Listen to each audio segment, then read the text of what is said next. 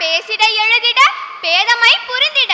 நடுவர் அவர்களே, ஆசிரிய பெருமக்களே, வருங்கால தூண்களே, எதிர்காலம் நீங்கள் நண்பினிய மாணவ செல்வங்களே, ஆன்றோர்களே, சான்றோர்களே, என்னை போன்றோர்களே, வையகமே வானகமே, என்னை வாழ வைத்த தமிழகமே, உங்கள் அனைவருக்கும் என் முதற்கண் வணக்கத்தை தெரிவித்துக் கொள்கிறேன்.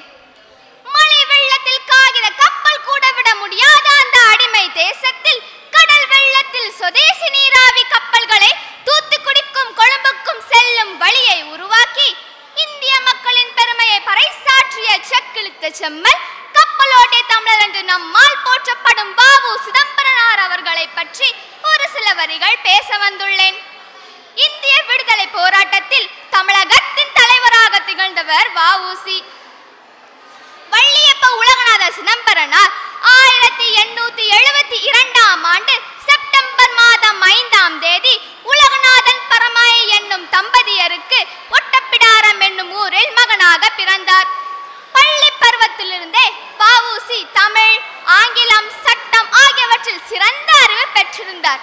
அது மட்டுமன்றி சென்னை மற்றும் திருநெல்வேலியில் உள்ள சட்டத்துறையிலும் பணிபுரிந்தார். ஆனால் அவரது மனமோ நாட்டுப்பற்றால் எரிந்தது.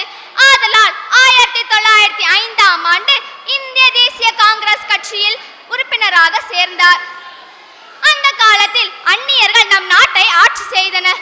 அவர்கள் இந்திய மக்களின் தன்னம்பிக்கையையும் பொருளாதாரத்தையும் உடைக்க நேர்ந்தனர். இதை பொறுக்க இயலாத வ.உ.சி. நம் தொழிலாவது நமக்கு சொந்தமாக இருக்க வேண்டும் என்ற எண்ணத்தில் 1906ஆம் ஆண்டு சுதேசி ஸ்டீம் நேவிகேஷன் கம்பெனி என்னும் நிறுவனத்தை தொடங்கினார்.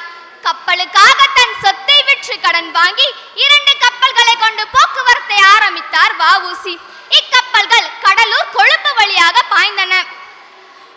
இதற்கு முன்பாக ஆங்கிலேயர்கள் இந்த வழியை பயன்படுத்தி பெரும் லாபம் பார்த்தனர். ஆனால் வ.உ.சி.யின் சுதேசி கப்பல்கள் மக்களிடையே பெரும் வரவேற்பை பெற்றது. அது மட்டுமன்றி தூத்துக்குடி முழுவதும் சுதந்திர உணர்வை பரப்பினார் வ.உ.சி. 1936ஆம் ஆண்டு வ.உ.சி. மரணமடைந்தார். அவர் இறந்தாலும் அவரது தியாகமும் துணிவும் இன்று வரை நம்மால் போற்றப்பட்டு வருகிறது என இந்த மேடையில் எனக்கு வாய்ப்பளித்தமைக்கு நன்றி கூறி விடைபெறுகிறேன். நன்றி, வணக்கம்.